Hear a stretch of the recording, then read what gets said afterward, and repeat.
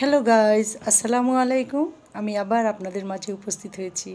আশা করি আপনারা সবাই ভালো আছেন, সুস্থ আছেন।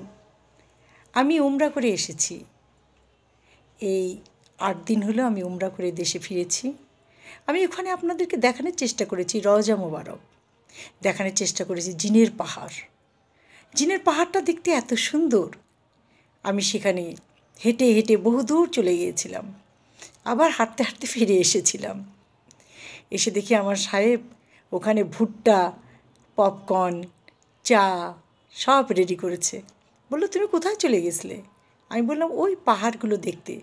সবুজ ঘাসে ঢেকে গিয়েছে মক্কা মদিনার পাহাড়, সবুজ গাছপালায় ভরে গিয়েছে মক্কা মদিনা, কারণ এবার বৃষ্টি হয়েছে তো বেশি, সেই জন্য। আমার উমরাটা আল্লাহর রহমতে খুব ভালো হয়েছে। আমি খুব শান্তিভাবে উমরা করেছি। উমরাতে প্রচুর লোক হয়েছে। এবার উমরায় দেখলাম অনেক মানুষ। যাই হোক, সহি সালামতে ওখান থেকে আমরা দেশে ফিরে এসেছি। কিন্তু আমি একটা জিনিস দেখেছি, বৃদ্ধ মাতা পিতাকে হুইল চেয়ারে বসিয়ে ছেলে মেয়ে, ছেলের বউ, নাতি নাতনিরা ঘিরে টানতে টানতে নিয়ে যাচ্ছে। কি হাসাহাসি, কি যে মজার একটা পরিবার। এক বৃদ্ধা মাতাকে জিজ্ঞাসা করলাম, কে কে এসেছেন মা? বলল, নাতি নাতনি সহ এসেছি। আমি যে, বাহ, কোথায় আপনাদের দেশ? বলে, ইন্দোনেশিয়া। আমার যে এত ভালো লাগলো, ইংলিশে বলেছে অবশ্য কথাগুলো, আমি তার সাথে ইংলিশে কথা বলেছি।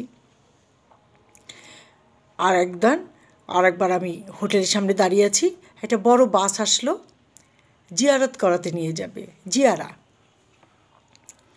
তো বৃদ্ধ মাতাটার বয়স ৯৫-১০০, ছেলের বয়স ৬০-৬৫, ছেলেও তো বুড়ো হয়েছে।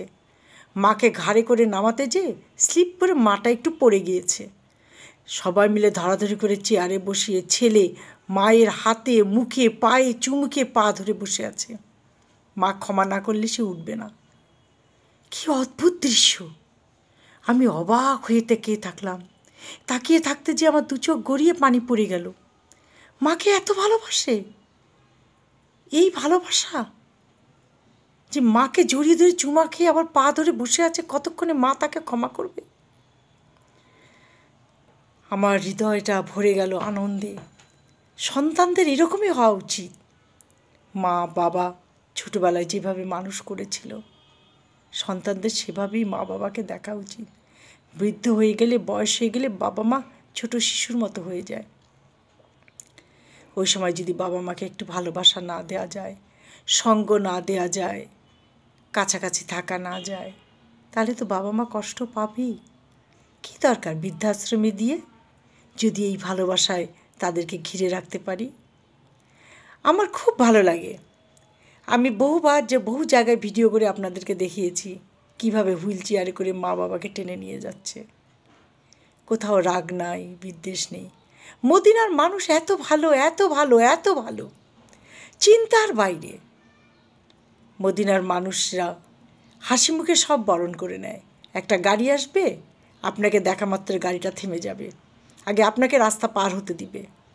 একটা দোকানে যাবেন, হেসেই বলবে, আপনার যা খুশি আপনি একটু নিজেই দেখুন। খেজুর খাবেন, কোনো বাধা নেই, খেজুর সাথে সাথেই দিয়ে দিবে। আপনি যেখানে যাবেন খেজুর তুলে খেয়ে নিলেন, যেখানে গেলেন কিছু বাদাম তুলে খেয়ে নিলেন। তাদের মধ্যে কোনো রাগ নাই, বিদ্বেষ নাই। তারা খুব ভালোবাসে মানুষকে।